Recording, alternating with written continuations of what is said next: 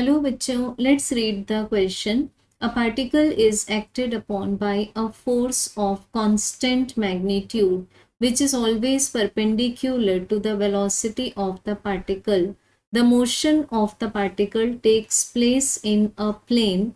It follows that. So बच्चों यहाँ given है हमें एक particle. अब पार्टिकल पर अप्लाई किया जा रहा एक force. The main point is कि इस फोर्स का मैग्नीट्यूड कांस्टेंट है and nothing is told for its direction. But हमें एक इंफॉर्मेशन गिवन है कि force is perpendicular to the velocity of the particle. So यहाँ पर ये जो हमें मेन पॉइंट गिवन है, इट मीन्स अगर हम एक वेक्टर को मान ले फोर्स और दूसरे वेक्टर को हम मान ले velocity, then angle theta between these two vectors is 90 degree. So ऐसा एग्जाम्पल हम लेते हैं सर्क्यूलर मोशन में, जिसमें कि यहाँ पर हम एज्यूम करते हैं कि एक पार्टिकल है जिसका मास है m. O is the centre of the circle और मान लेते हैं कि पार्टिकल रिवॉल्व कर रहा है एंटी क्लॉकवाइज सेंस में.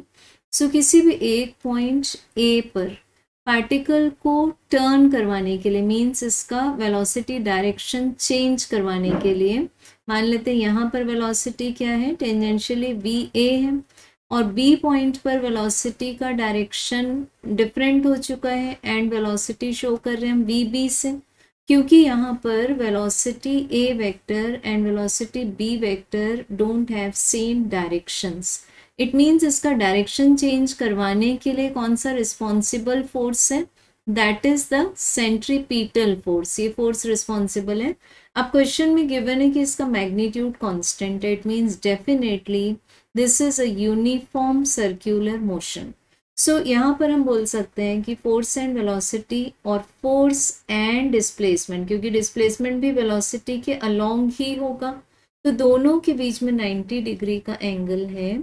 मीन्स यहाँ वेलोसिटी कांस्टेंट नहीं है क्योंकि इसका हर बार डायरेक्शन चेंज हो रहा है. So this is wrong. Option 2 में इट्स एक्सेलरेशन इज कांस्टेंट. अब यूनिफॉर्म सर्कुलर मोशन अगर हम मान रहे हैं तो यहाँ पर सिर्फ सेंट्रीपीटल एक्सेलरेशन प्रेजेंट होता है as a result of centripetal force by Newton second law. So हर पॉइंट पर सर्कल के सरकमफरेंस के हर पॉइंट पर फोर्स का डायरेक्शन चेंज हो रहा है. सो सेंट्रीपीटल एक्सेलरेशन का भी डायरेक्शन चेंज होगा. Therefore being a vector acceleration constant नहीं हो सकता. सो ऑप्शन 2 भी इनकरेक्ट है.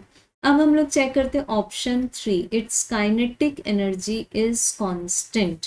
सो काइनेटिक एनर्जी को हम एक्सप्रेस करते हैं हाफ mv स्क्वायर से. अब यहाँ पर बिकॉज यूनिफॉर्म सर्कुलर मोशन में एज्यूम कर रहे, it means the speed of the particle will remain same at every point. Velocity change हो रही है. सो इस एक्सप्रेशन में half constant, mass constant, b square constant. So हम बोल सकते हैं कि काइनेटिक एनर्जी कांस्टेंट होगी. So option 3 is correct. Then 4, it moves in a circular path. So this is also correct because जब ऑब्जेक्ट पर दिए हुए क्वेश्चन इंस्ट्रक्शन के अकॉर्डिंग एक परपेंडिकुलर फोर्स लग जाता है, सो ये जो परपेंडिकुलर फोर्स है ये पार्टिकल का सिर्फ वेलोसिटी का डायरेक्शन चेंज करेगा. So the direction of velocity will change but not its magnitude. So अगर मैग्नीट्यूड चेंज नहीं होगा, इट मीन्स स्पीड कांस्टेंट रहेगी. So therefore it moves in a circular path by performing uniform circular motion. So we can say that option 4 is also correct. Hence right answers are option 3 and 4. So these are the right answers. Thank you.